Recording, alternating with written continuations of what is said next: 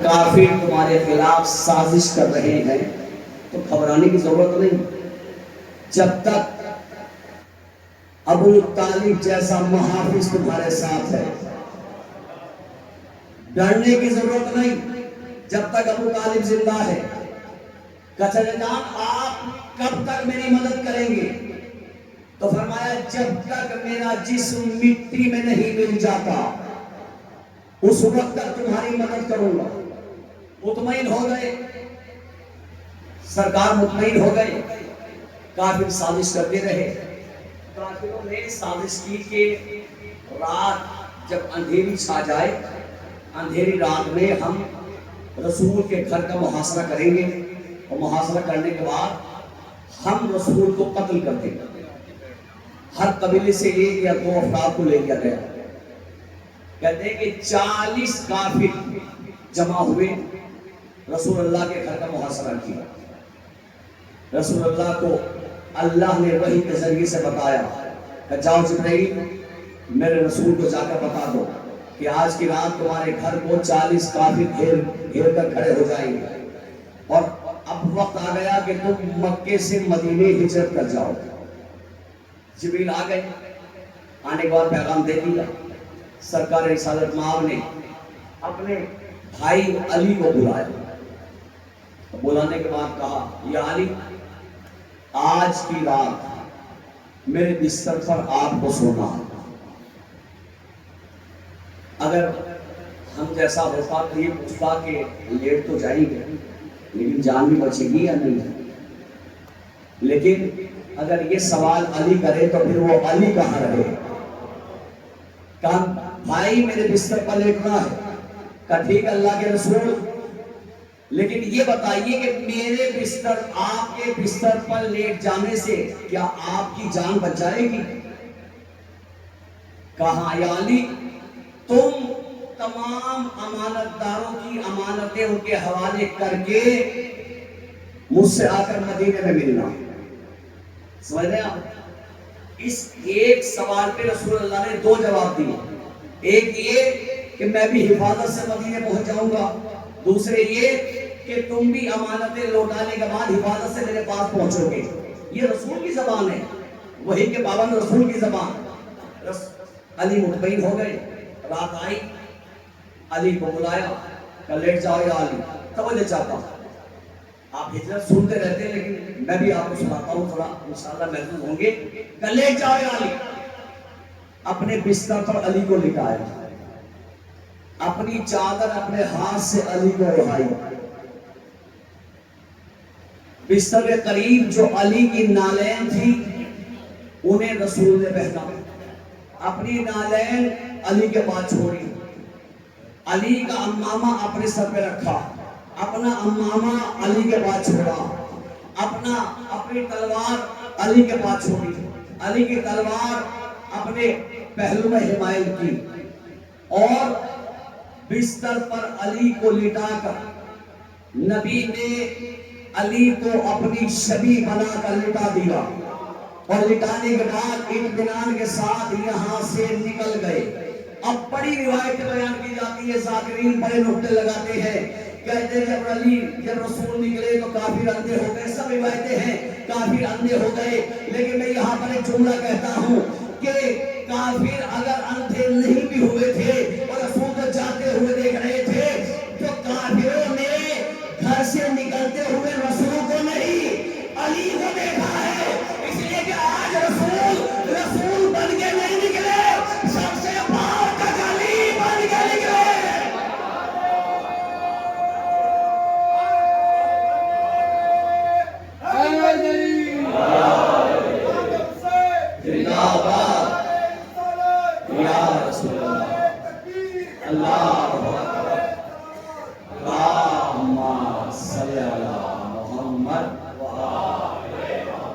سر سے پاؤں تک رسول علی بن کے نکلے. علی کو سر سے پاؤں تک رسول بنایا. اب ایک جملہ یاد آ گیا، آپ کی سماعت بہترین سماعت کے حوالے کر دوں.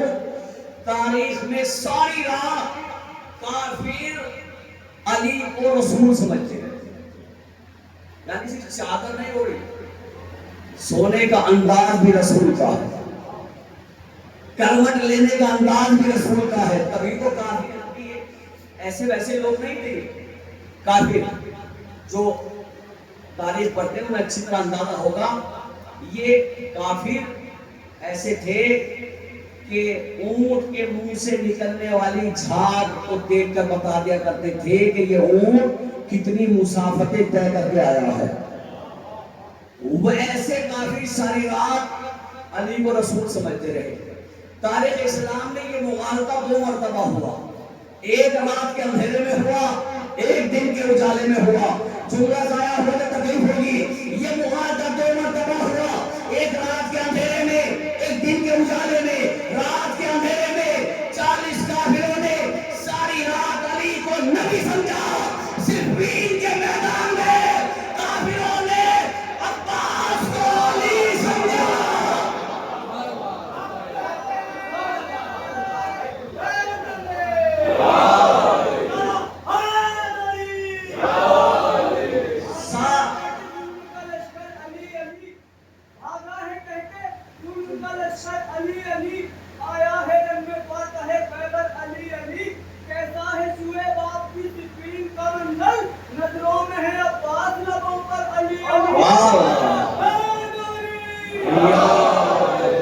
جلدی جلدی چلنے کے بعد یہ سوئی تیز جب آتی ہے میں بتا نہیں سکتا آپ کو کہ نہ جانے جب مجلس ہوتی ہے یہ گھڑی کس بھاگنے والے کی اتباع کرتی ہے پتا نہیں چلتا. بہت تیزی کے ساتھ بھاگتی ہے.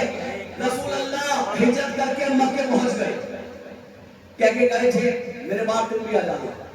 وقت گزرا، ادھر کافی سارے رات کھڑے رہے. سارا منصوبہ پھر ہو گیا. سلام پڑھ محمد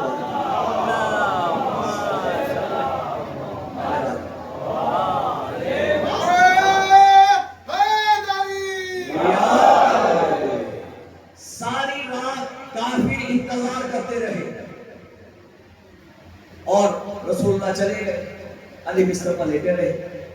تو آپ سنتے ہی رہتے ہیں کہ جب اندر آئے، گھر کے اندر چادر ہٹائے تو دیکھا کہ علی یہ سوتے رہے. مجھے جو بات عرض کرنا ہے وہ عرض کرتے ہیں. رسول اللہ چلے گئے تو کافروں نے جو منصوبہ بنایا تھا سارے قبیلوں نے مل کے رسول اللہ کو قتل کرنے کا تاکہ اسلام یہی دفن ہو جائے، مکے کی وادیوں سے باہر نہ جائے، تو فیل ہو گیا. تو اب یہ بڑی ذلت کی بات تھی کہ اتنے کافر ایک رسول کو جانے سے نہ روک سکے. رسول باحفاظت پہنچ گئے مدینے. تو سارے کافر ذلیل ہو گئے. جب ذلیل ہو گئے تو کافروں نے یہ کہنا شروع کیا رات کے اندھیرے میں اندھیرے کا فائدہ اٹھا کر چلے گئے. یہ بات میرے مولا تک پہنچی. جب رسول اللہ کا خط آیا کہ علی تینوں فاطمہ کو لے کر آپ مدینے آ جائیں، اہل خانہ کو لے کے مدینے آ جائیں. جب رسول اللہ کا پیغام آیا تو چونکہ کافر یہ کہتے ہیں رات کے اندھیرے میں رسول چلے گئے. کافر کہہ رہے تھے کہ رسول کو واپس آنے کا مجبور کر دیں گے. ہم بنی ہاشم، ہم قریش میں سے اب کسی کو یہاں سے نکلنے نہیں دیں گے اور رسول علی کے بغیر رہ نہیں سکتے، لہذا رسول کو علی کی وجہ سے آنا پڑے گا. تو ہم علی کو نہیں جانے دیں گے. جب رسول کی طرف سے اشارہ ملا کہ یا علی آ جاؤ تو مولا علی مکے کی سب سے بلند پہاڑی پہ کی بلندی پر پہنچے اور پہنچنے کے بعد کہا کہ اے مکے والو، تم یہ کہتے ہو کہ محمد رات کے اندھیرے میں نکل گئے، ہمیں پتہ نہ چلا، اندھیرے کا فائدہ اٹھا کر چلے گئے اور اب ہم کسی کو جانے نہ دیں گے. تو جانتا ہے علی کو، وہ تو جانتا ہی ہے، لیکن جو نہیں جانتا وہی پہچان لے کہ کل دن کے اجالے میں ابو طالب کا بیٹا مکے سے جائے گا. جسے روکنا ہو آگے روک لے.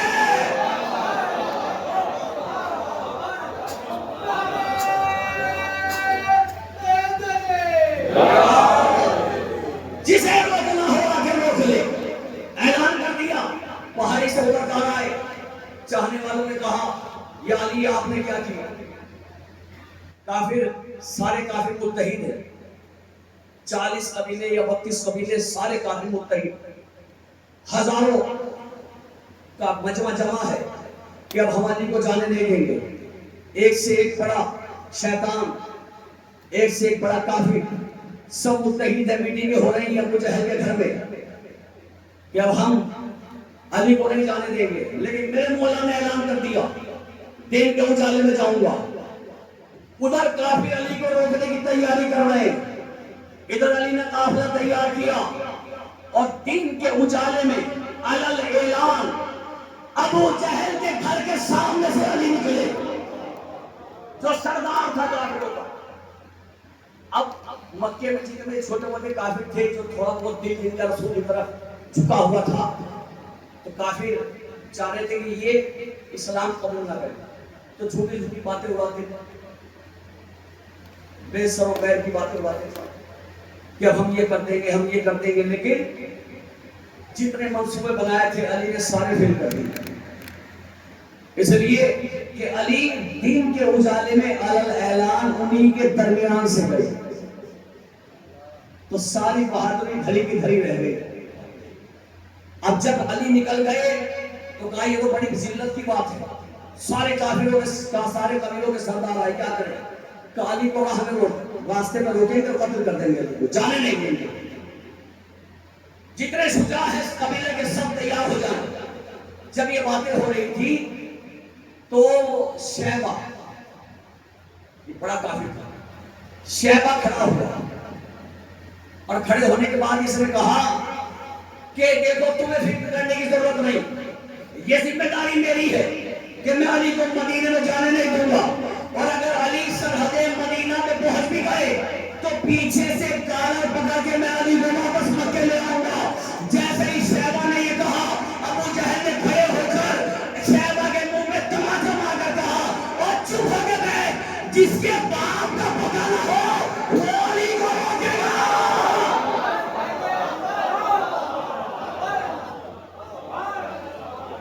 آپ کا پتہ نہ ہو وہ علی کو روکے گا۔ اگر اتنا ہی شجاع تھا تو علی کو مکے سے کیوں نکلنے دیا، یہی روک لے گا۔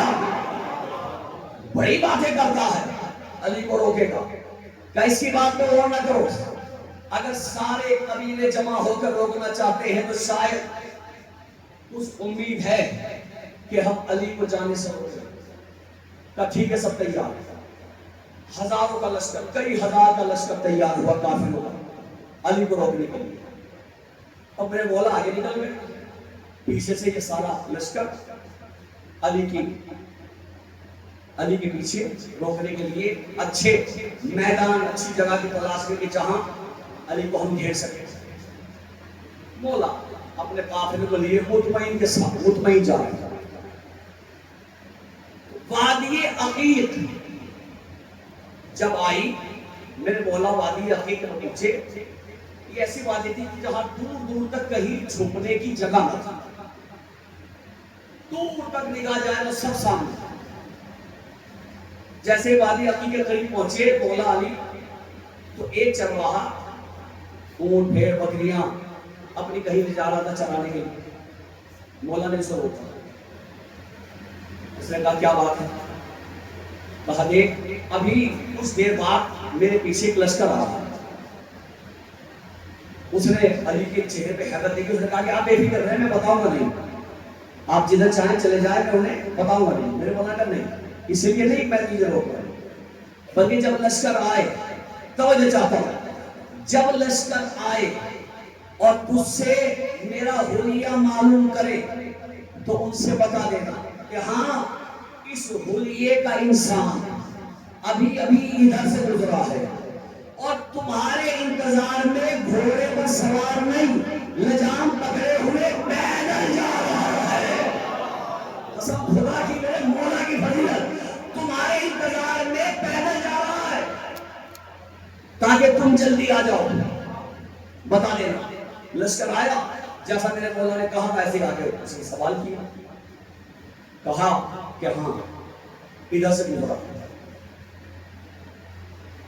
کہا کہ انعام کا انعام نہیں، انعام تو جانے والا دے کر گیا، توجہ کس بات کا انعام؟ کہ جانے والا انعام دے کر گیا، لشکر آیا تو اسے میرے پیچھے بھیج دینا۔ اور دیکھو یہ بال دھوم میں سفید نہیں ہوئے، کرتا ہوں میں نے اس کی آنکھ میں خون اترا ہوا دیکھا ہے. اگر اپنی خیریت چاہتے ہو تو یہیں سے واپس چلے جاؤ، ورنہ میرا اندیشہ یہ ہے کہ تم آگے چل رہے ہو، موت تمہارے پیچھے چل رہی ہے.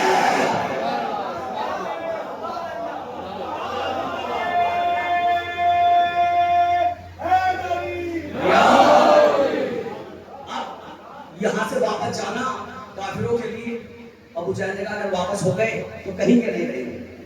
پہلایا تو کہ نہیں ایسی کوئی بات نہیں، پہلایا پھسلایا سب کو. کچھ لوگ کہنے لگے یہ صحیح کہہ رہے ہیں، یہاں سے واپس چل جانا، ہمیں چلا جانا چاہیے. جو اتنا شجاع ہو کہ سواری ہوتے ہوئے سواری پہ سوار نہیں ہو کے جا رہا ہے، ہمارے انتظار میں پیدل جا رہا ہے کہ ہماری لگتا ہے کہ اس چرواہ صحیح کہہ رہا ہے، کہ نہیں فکر نہ کرو، ایسے ہی ہمیں ڈرانے کے لیے ایسا کہتے تھے. چلو بس کچھ دور گئے، سامنے علی تھے. علی نے لشکر دیکھا کہ آ گیا. میرے مولا نے قافلہ روک دیا، قافلہ رک گئے. قافلے میں میرے مولا کے 3 فاطمہ ہیں، 3 قبلہ تشریف فرمائے، 3 فاطمہ ہیں قافلے میں. ایک جناب فاطمہ بنت اسد، مولا علی کی ماں، اسد کی بیٹی، اسد کی ماں، اسد کی دادی، شیر کی بیٹی، شیر کی ماں، شیر کی دادی، باپ بھی شیر، بیٹا بھی علی جیسا شیر، پوتا بھی عباس جیسا شیر. ایک فاطمہ بنت اسد، ایک فاطمہ بنت حمزہ جناب حمزہ کی بیٹی، اور ایک فاطمہ بنت محمد علی.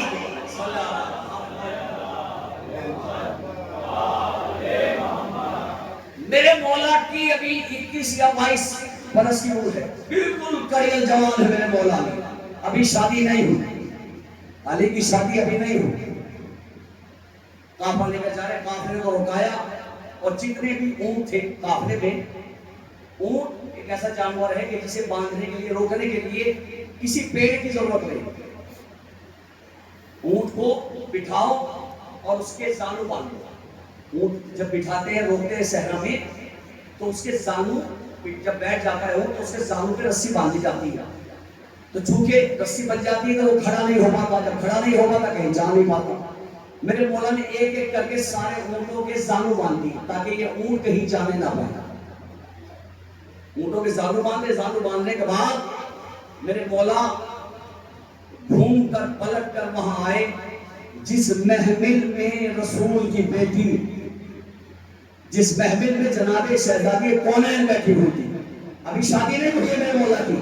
محمل کے قریب آئے اور آنے کے بعد میرے مولا نے کہا رسول کی بیٹی، کافروں سے میرا مقابلہ ہے، میرے ساتھ کوئی لشکر نہیں، اکیلا لشکر سے مقابلہ کروں گا. پوری توجہ، اکیلا لشکر سے مقابلہ کرنے جا رہا ہوں.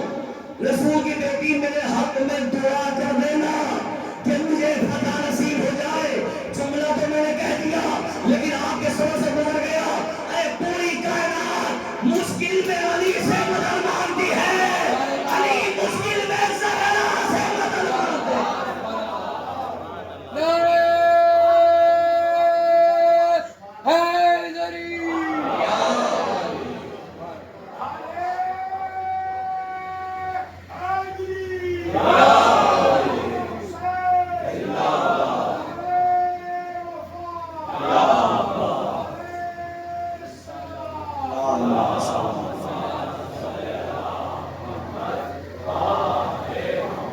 بس میرے مولا لشکر جتنے پڑھے، پہلے سمجھایا کافروں کو کہ مان جائیں، واپس چلے جائیں، لیکن وہ سمجھنے والے کہاں تھے. میرے مولا مقابلے کے لیے تیار ہو گئے. مولا علی بھی مقابلے کے لیے تیار ہو گئے. جو علی اتنا سفر بغیر سواری کے پیدل چلتے ہوئے کرتا آیا تھا، بس جب وہ نہ مانے میرا مولا گھوڑے پر سوار ہوا. علی گھوڑے پر سوار ہوئے، تلوار کو نیام سے نکالا اور تلوار چلانے سے پہلے علی نے خطبہ دیا. تاکہ لوگ سمجھ جائیں. خطبہ دیتے دیتے میرے مولا کا ایک فکرہ قیامت کا فکرہ. میرے مولا نے کہا کہ دیکھو میں ابو طالب کا بیٹا ہوں اور جتنا میں کرم کرتا ہوں اتنا ہی میں غضبناک بھی ہوں. ابو طالب کے بیٹے نے کہا اے کافرو یاد رکھو آج تک تم نے جتنی گستاخیاں کی اور جب جب مجھے جلال آیا تو میرے دوست پر رسول نے ہاتھ رکھ دیا, مجھے جنگ کرنے سے روک دیا, لیکن آج اتنا یاد رکھنا کہ مجھے روکنے والا محمد مدینے میں بیٹھا ہے. اگر آج میری تلوار چلی تو کوئی روکے گا نہیں. اور جب نہیں مانے تو علی نے جنگ شروع کی. وقت نہیں, جلدی پڑھاؤ. علی نے جنگ شروع کی, ادھر علی نے جنگ شروع کی, ادھر مدینے میں رسول اللہ اپنے صحابی کے گھر میں آرام کر رہے تھے. چند صحابہ بیٹھے ہوئے تھے کہ اتنے میں رسول کی بارگاہ میں حضرت جبریل امین پہنچے. جلدی سے رسول کو سلام کیا. رسول نے کہا جبریل کیا بات ہے, اتنا کیوں ہانپ رہا ہے, اتنا کیوں کاپ رہا ہے, کہاں سے آیا ہے اتنی جلدی میں؟ کہ اللہ کے رسول میں وادی عقیق سے آ رہا ہوں. وادی عقیق میں آپ کا بھائی علی جنگ کر رہا ہے, کافر ہزاروں کی تعداد میں ہے, علی یہ تو تنہا ہے, لیکن میں علی کی جنگ دیکھ کر رہا ہوں. اس سے پہلے میں نے کبھی علی کی ایسی جنگ نہیں دیکھی. آسمان کی مخلوق تسبیح چھوڑ کر علی کی جنگ دیکھ رہی ہے. ملائکہ کی انگلیاں تسبیح کے دانوں پہ رکھی ہوئی ہیں. اور آج علی ایسی جنگ کر رہا ہے کہ جب گھوڑے کو کعبہ دیکھا ہے, جب علی دائیں سے بائیں مڑتے ہیں تو صرف علی دائیں سے بائیں نہیں مڑتے, ایسا لگتا ہے کہ علی کے ساتھ زمین گھوم رہی ہے.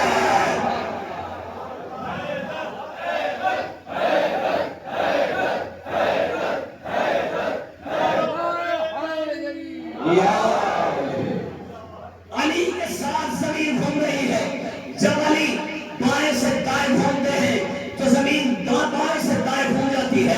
علی دائیں سے بائیں گھومتے ہیں تو زمین دائیں سے بائیں گھوم جاتی ہے. میرے مولا جبریل کہتا ہے آج میرے استاد علی نے زمین کو ایسے گھما رکھا ہے کہ جیسے چکی کا پار چلتا ہے. علی کبھی ادھر ہوتے ہیں کبھی نہ ہوتے ہیں. جب علی ادھر سے ادھر آتے ہیں تو راہ میں لاشیں کا انبار لگا دیتے ہیں. کافروں میں بھگدڑ مچی ہوئی ہے. بہت سے کافر جان بچا کر بھاگ گئے, بہت سے زخمی ہو گئے. بہت سے نے کہا یا علی رحم, ہم پر رحم کرو. جب امان مانگی سر مولا نے تلوار کو نیا میں رکھ لیا کہ جاؤ محمد کے صدقے میں امان مانگ رہے ہو, جاؤ گی. چلے گئے سارے کافر, وقت نہیں کیا کرتا, سارے کافر چلے گئے. اور یہ چلے تو گئے, ان میں کچھ ایسے تھے کہ جو بعد میں کہ جنہوں نے کلمہ پڑھ لیا, ظاہراً مسلمان ہو گئے, دلوں میں نفاق چھپائے ہوئے تھے. دشمنی کہ علی نے ہمیں وہاں زخم دیا تھا, وہاں علی نے ہمارا بیٹا مارا, وہاں علی نے ہمارا بھائی مارا, ہماری عزیز و اقارب کو قتل کیا, تو دل میں آگ لگی. یہ کربلا ایسے نہیں بنی, یہ بہت پرانی آگ تھی دلوں کے اندر ہی اندر یہ چل رہے تھے, جس کے نتیجے میں کربلا واقع ہوا. مجھے ایک روایت پڑھنا ہے, اس کی روایت تھوڑی بڑی ہے, اس لیے میں یہی روک کر کل انشاءاللہ یہی سے بات شروع کریں گے. کل اگر آپ تھوڑا جلدی آ جائیں تمام مومنین, تو کل میں چاہتا ہوں کہ پوری مجلس حضرت مولانا محمد کے حوالے سے آپ کی خدمت میں فضائل و مسائل پیش کروں. اگر آپ جلدی آ جائیں, وقت پہ آ جائیں, تو تمہید کی ضرورت نہ پڑے اور ڈائریکٹ پاس ہو جائے. تو یہ کربلا ایسے نہیں بنی, یہ بہت پرانی یاد تھی جو دلوں میں چل رہی تھی. امام حسین کو مجبور کیا گیا کہ آپ مدینہ چھوڑ, سرکار نے مدینہ چھوڑا, کربلا آ گئے.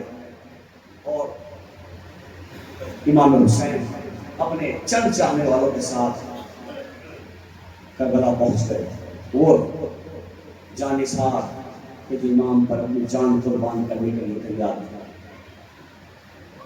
وقت گزرتا رہا اور 9 محرم آ گئے. ظالم کے لشکر پہ لشکر آ گیا. بھی آپ نے جناب حبیب بن مظاہر کا مرثیے کی منسوخی تھی. لشکر پہ لشکر آ رہے ہیں. جب کوئی لشکر آتا ہے تو زینب کا کلیجہ پھٹ جاتا ہے, دہل جاتی ہے علی کی بیٹی. لشکر پہ لشکر, لشکر پہ لشکر, تبر تازی تاشے بج رہے ہیں, ڈھول نقارے بج رہے ہیں تاکہ بچے ڈر جائیں, خوف طاری ہو جائے. جب علی کی بیٹی پریشان ہوئی تو فضا سے کہا ذرا میرے ماں جائے تو. امام حسین آئے, کیا بات ہے میری ماں جائے؟ کہا اے میرے ماں جائے, ظالم کے لشکر پہ لشکر آ, کیا اس بھری کائنات میں کوئی ایسا نہیں کہ جو ہماری مدد کر سکے؟ کہاں کیوں نہیں, بہت سے ہمارے چاہنے والے. کہا میرے حسین وہ آپ کے بچپن کا دوست حبیب کیا ہو گیا؟ کیا حبیب کو ہمارے کربلا آنے کی خبر نہیں؟ امام حسین نے کہا ہو سکتا ہے حبیب کہیں مصیبت میں گرفتار. شہزادے نے کہا کہ ماجا حسین آپ ایک خط لکھیں حبیب کے نام. امام حسین نے حبیب کے نام خط لکھا. بی بی نے کہا جب خط مکمل ہو گیا, بی بی نے کہا کہ آخر میں لکھیں حبیب تمہیں علی کی بیٹی سلام کہتی ہے, حبیب آنے میں دیر نہ کرنا. خط لکھ دیا. امام حسین نے قاصد کے حوالے کر دیا. ابھی امام حسین قلم رکھنا چاہتے تھے کہ حضرت علی اکبر نے کہا بابا ایک خط میرے دوست کے نام پہ لکھ دیجیے. جناب سعید ابن عبداللہ بصری, بصرے کے رہنے والے, امام حسین نے اکبر کی جانب سے جناب سعید ابن عبداللہ بصری کے نام خط لکھا. خط لکھا گیا. اب خط لے کر پہنچ جائے. امام حسین خیمے سے باہر آئے. یہ سعید وہ ہیں کہ جو رسول اور میرے مولا علی کے صحابی جناب عبداللہ کے بیٹے. عبداللہ کے 7 بیٹیاں تھیں, کوئی بیٹا نہیں. ہر سال زیارت کے لیے مدینے آتے تھے. خبر یہ ملی کہ حسین کو اللہ نے ایک بڑا حسین و جمیل بیٹا دیا جو شکل و صورت میں رسول کی شبیہ ہے. تو جناب عبداللہ مبارکباد دینے کے لیے آئے. امام حسین ہر ایک کو کوئی نہ کوئی تحفہ دے رہے تھے. جب عبداللہ کو تحفہ دینے لگے تو عبداللہ نے کہا کہ آقا حسین مجھے یہ تحفہ نہیں چاہیے, پھر کہ مجھے علی اکبر کا صدقہ چاہیے. میرے کوئی اولاد نرینہ نہیں, مجھے ایک بیٹا چاہیے علی اکبر کے صدقے میں. امام حسین نے دعا کی, بیٹا عطا ہو گیا. اکبر سے حضرت علی اکبر سے 1 سال کچھ مہینے چھوٹے تھے سعید. ہر سال جناب علی اکبر کی زیارت کرانے کے لیے لاتی ہے ماں. عبداللہ کی شہادت کے بعد 17 برس کے جب علی اکبر ہوئے, مدینے آئی شہزادی سے ملنے کے لیے. حجرے میں علی اکبر کے باہر, حجرے کے باہر جناب ثانیہ زہرا کے پہلو میں بیٹھی ہوئی تھی عبداللہ کی زوجہ کہ اچانک حجرے کا پردہ اٹھا اور ایک کڑیل جوان چہرے پہ نقاب ڈالے ہوئے برآمد ہوا. اکبر جانے لگے تو عبداللہ کی زوجہ نے کہا شہزادی یہ کون ہے یہ جوان؟ کہا یہی تو میرا علی اکبر ہے. کہا شہزادی اکبر تو جوان ہو گئے.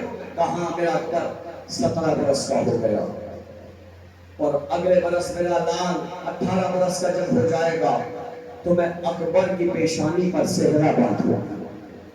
عبداللہ کی زوجہ نے کہا شہزادی جب اکبر کے صحرا سے جانا تو ہمیں ضرور بلانا.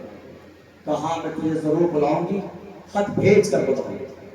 ادھر حسین نے خط لکھا, جناب جون کو آواز دی. جناب جون اس گھر کا خادم. کہا جون تم نے ہمارے گھر کی بہت خدمت کی, آخری خدمت انجام دو. کہا آپ کا کیا حکم ہے؟ کہا یہ خط لے کر بصرے چلے جاؤ، تیز رفتار سواری پہ سوار ہوگا، بصرے جاؤ اور یہ خط سعید تک پہنچا دو۔ جناب جون رونے لگے، تو آقا آپ نہیں چاہتے کہ میں درجہ شہادت کو حاصل کروں، اپنے سے دور کرنا چاہتے ہو۔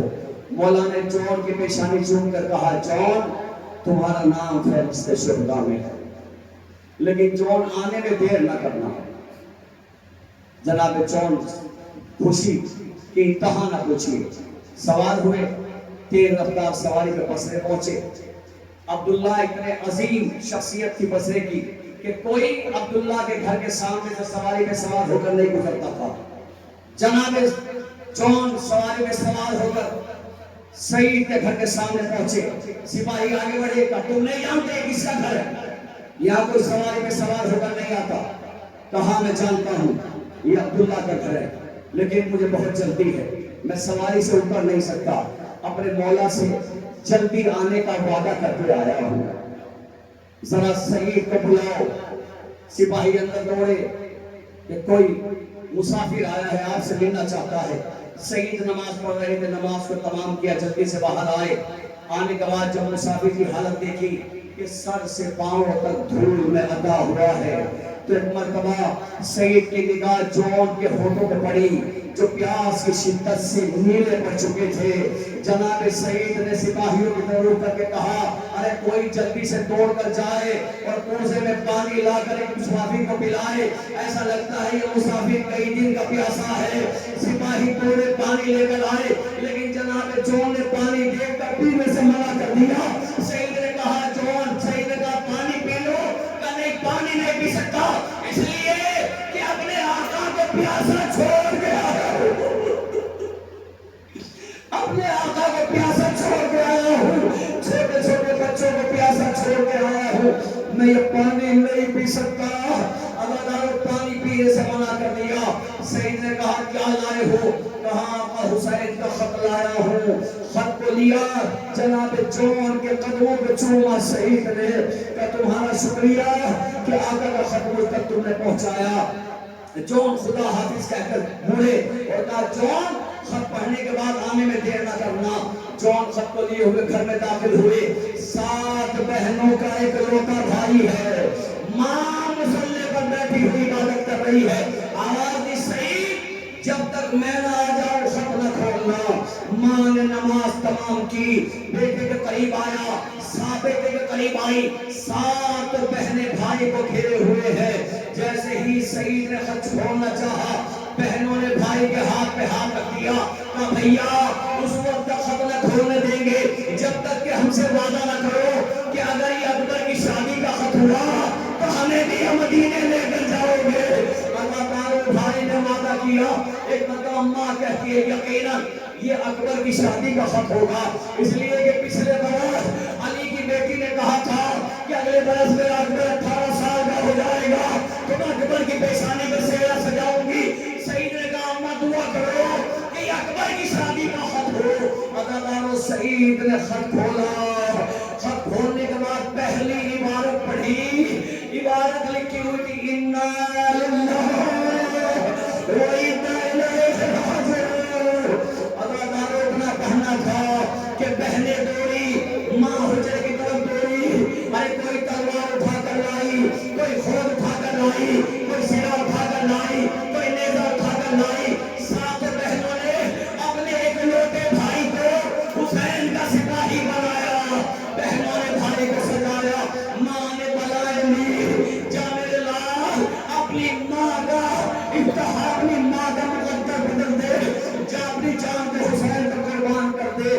اجازت لے کے جانے لگا تو یاد آیا ابھی چند دن پہلے سعید کی شادی کر کے لائی ہے ماں، حجرے میں نئی نویلی دلہن بیٹھی ہوئی ہے۔ سعید نے کہا اماں اگر اجازت ہو تو میں آخری مرتبہ اپنی شریک حیات سے مل لوں۔ ماں نے کہا میں ملنے سے منع نہیں کرتی، لیکن اگر اس نے جانے سے روکا تو تیری ماں تجھے کبھی معاف نہ کرے گی۔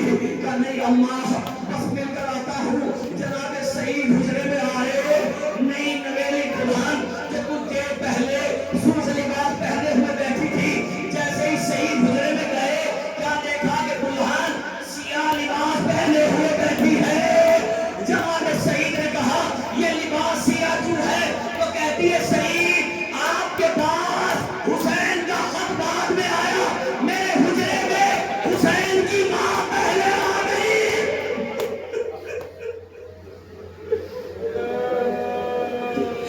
حسین کی ماں آئی تھی اور کہہ رہی تھی کہ سعید کو مت روکنا، یہ میرے حسین کا جانثار ہے۔ زوجہ کہتی ہے میں جانے سے منع نہیں کرتی، میری خواہش یہ ہے کہ مجھے بھی آپ ساتھ لے چلے۔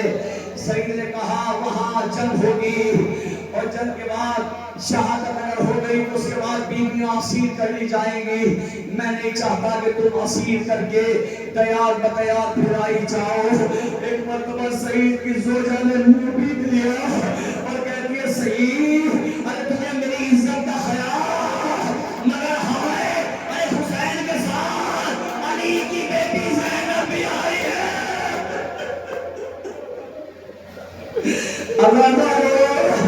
سعید نے زوجہ کو لیا، تیز رفتار کے ساتھ کربلا پہنچے، لیکن آنے میں سعید کو ذرا سی دیر ہو گئی۔ جب زمین کربلا کے پہنچے تو آواز آ رہی تھی حل من ناصر ینصرنا۔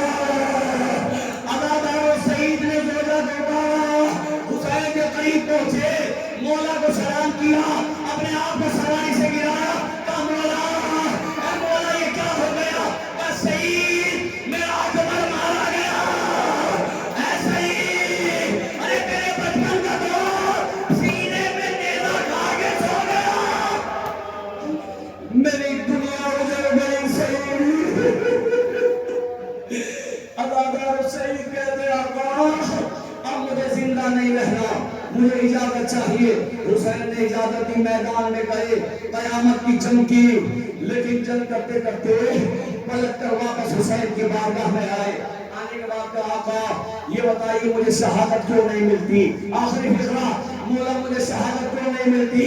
اے مولا میں شہید ہونا چاہتا ہوں۔ امام حسین نے کہا اے سعید ارے جب تم میدان میں جاتا ہے تو وہاں خیمے کے دروازے پر علی کی بیٹی سر پہ قرآن رکھ کے کھڑی ہو جاتی ہے اور کہتی ہے میرے اللہ ارے یہ 7 بہنوں کا اکیلا بھائی ہے، میرے بھائی کا ناصر، اے میرا اللہ اس کی حفاظت فرما۔ ایک مرتبہ حسین نے کہا جاؤ شہید اب تمہیں شہادت مل جائے گی۔ شہید کو میدان میں بھیجا، خیمے کا رخ کیا، آواز دی اے زینب اپنے سر سے قرآن اتار لو۔ زینب نے سر سے قرآن اتارا، شہید کے سر پہ گرز لگا، زمین پر منہ کے بل گرا۔ حسین سے بھانے پہنچے، لب ہل رہے تھے، اب جو غور سے سنا سعید کہہ رہے اے میرے بچپن کے دوست، اے میرے اکبر، اے میرے شہزادے، اے میرے مولا، تمہارے بعد اس زندگی پر سوا مسیح وسلم ای منقلب ینقلبون انا للہ و انا الیہ راجعون۔ بارگاہ اس عبادت کو شکر معبود تمام اللہ کے ذکروں کی حفاظت فرما، ہماری گریے کو قبول فرما، ہمارے امام کو قبول فرما، ہمیں امام کے آواز میں اسلام کو شمار فرما۔ ماتم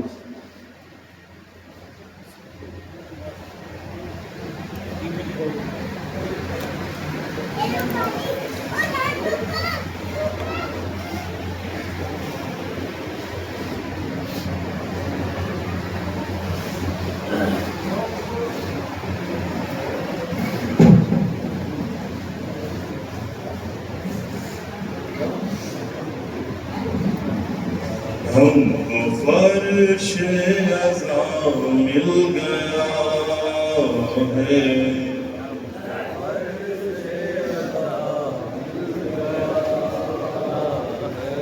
ہم کو فرش عزا مل گیا ہے،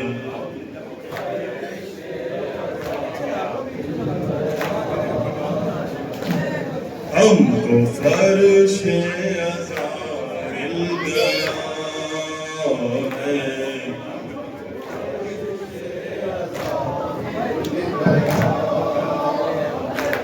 خلد کا راستہ مل گیا ہے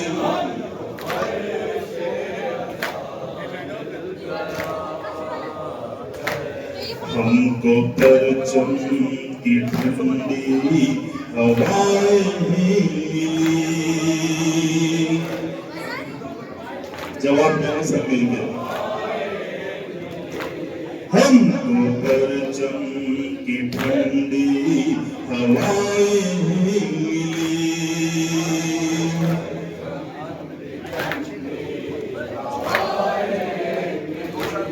جینے کا حوصلہ مل گیا